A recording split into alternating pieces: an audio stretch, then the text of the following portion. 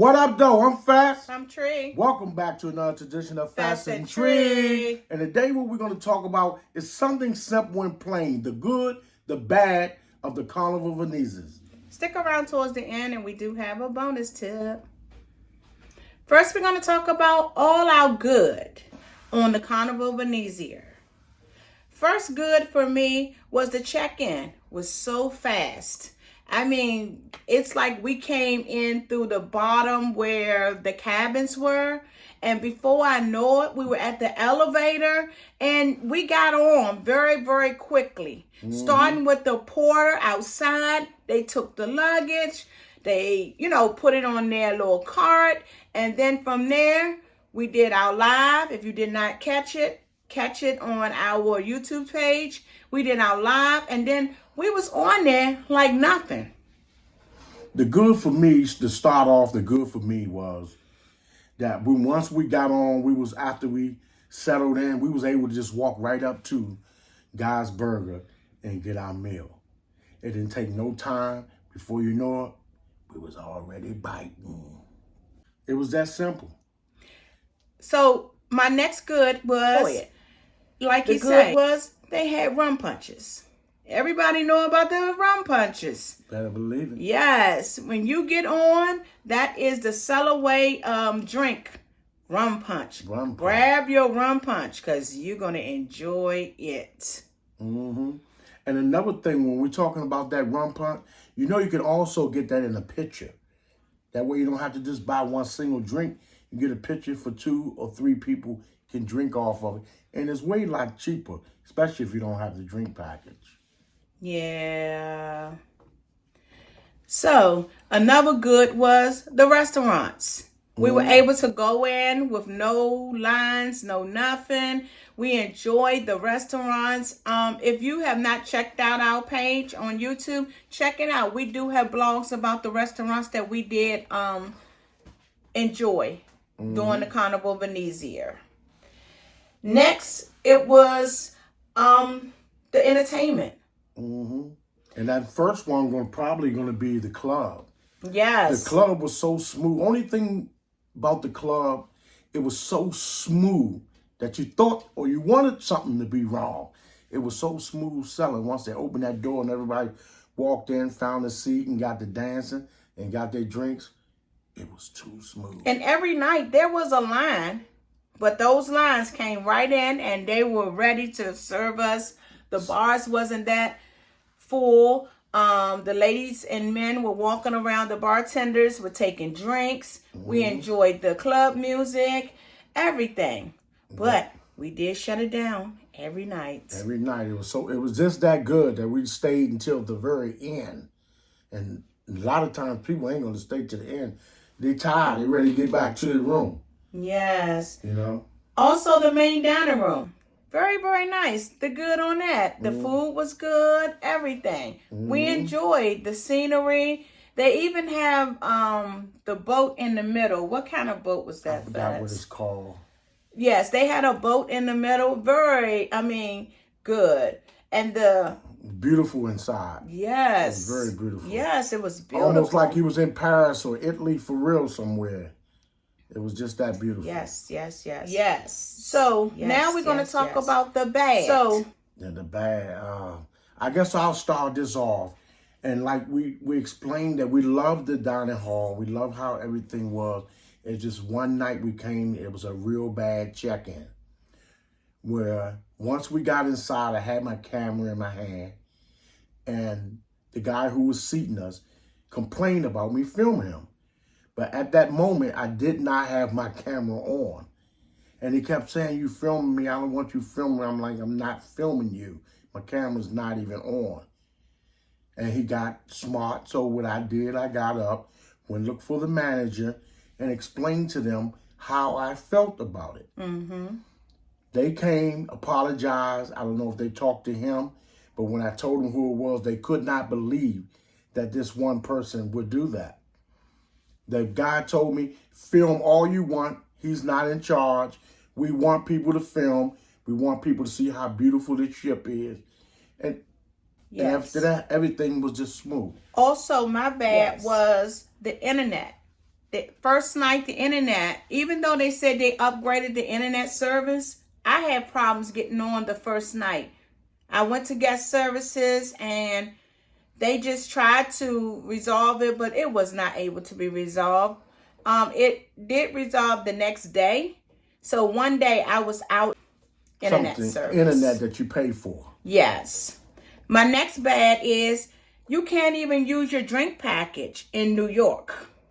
On the first day. Yes, on the first day. So if you are going out of New York, you cannot use the drink package until the second day. Mm-hmm. I think that's a bad, because when you're paying for it, you come on vacation, you want to drink what you can drink and have a good time. Not to be able to use it, I think it's a hinder for everyone. Mm-hmm. Next, the app wasn't working for us to clock in for dinner. For dinner, was not working. Mm-hmm. And I went to guest services again when I realized that was not working. The young lady was very nice. She could not get it working, so she advised me to go to the dining room area and let them know. They did check us in, and we was eating within maybe 5 to 10 minutes. Mm-hmm. Also, on the Carnival Venezia, there is a Mardi Gras style where you wear masks at formal night. Mm-hmm. Very, very nice. You're able to buy your mask on the ship if you don't have it. Most people came with theirs, dressing up. I mean, that's a very different atmosphere. And if you're ever on the Carnival Venezia, please don't forget your mask. Mm-hmm. And one of my bags was that, I don't know if they put the wrong towel down on but it was very, very slippery. Okay. At all times around the pool, in the bar area, around on the Lido deck, the floors was just put down wrong. So that means that's one of my bads that I think they need to go back and evaluate or change that floor, because somebody's going to get hurt.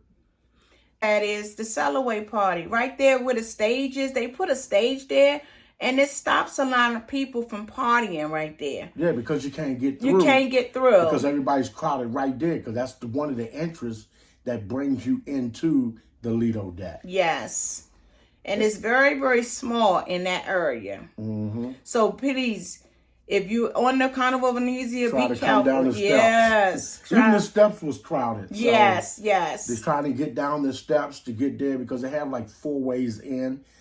2 from the top, 2 from the bottom. And they were both packed with people. Yeah. I even found myself just standing there trying to look and film because I couldn't get through. Mm-hmm. So that made it even more clogged. So yeah, that's something they need to look into, that and that, looking at that floor, because somebody's going to get seriously hurt, because that floor was very, very slippery. Oh, another good I forgot to mention is they closed in the Lido deck. I did have a picture. If you check out Fats and Tree on Facebook, there is a picture there to show you how they closed in the Lido deck. So how the Lido deck usually be open, it's not open all the way. It's open some of the way, and then on the sides of it, it's closed in, but it's open in the middle. Mm-hmm. Which is good. More like a stadium that they're building now. Yes, which is good, like a dome on top of it, which is good. So if it rains, you still can watch the performance and be up, on the top layer under a dome. So if you like this video, give us a thumbs up. Let us know. And drop in the comments if you've been on the Carnival Venezia and what you experienced when you went. Mm-hmm. And they did have something else that was kind of good. The new elevator style. Oh, yeah. I forgot about that. Yes. They had a smart elevator. So what you do is you press the elevator on the outside, the floor that you're going on, and it'll tell you, okay, go to Q, elevator Q. You stand there, it opens up, and when you get inside, your elevator's floors are already pushed. There's nobody. The downside is, if you decide to go to another floor, you're going to have to get off that elevator and then push the next floor if you make a mistake. Say, for instance, if you're going to deck 11 and then you say, oh, I want to go to deck 5 first. And you own it already. And you already on there going to deck 11. You have to get off at the next stop or whenever it stops, and then get off and go back to deck 5. That's the downside of the smart elevators that they have installed. Mm-hmm. But they are good elevators. I love them. They were good. Yeah, and it prevents people from, when they're having their children with them, or adults, that when they get on, they can push all the numbers. Yes. And then when you get on the elevator, have y'all been on that elevator and somebody has pushed all the digits on that elevator and you're going from floor to floor? I hated that. I hated it. You're on the 3rd floor and you're trying to get to 11. Yeah. You're going to 5, 4, 6, 7, 8, 9, 10, and 11. Now, the only way they can do that is if they press it on the outside. And that will never happen. No. That can't happen. So now. It stopped you from going floor to floor like that. Mm-hmm. You have to push the number you want, and it tells you what. It's 6 elevators. Yeah. And it tells you go to Q, go to W, go to X. There's no questions about it. Everybody that get on X is already set for you to go to wherever X is. Another thing I'm going to make a mention of this ship.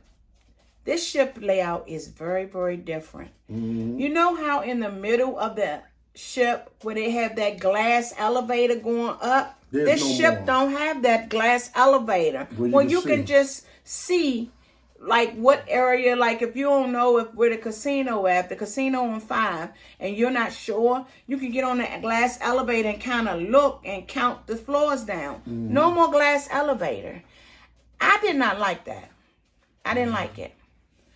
So the bonus tip of today is download the Carnival Hub app. Again. Download the Carnival Hub app. Thank you for watching. Peace, love, and cruising.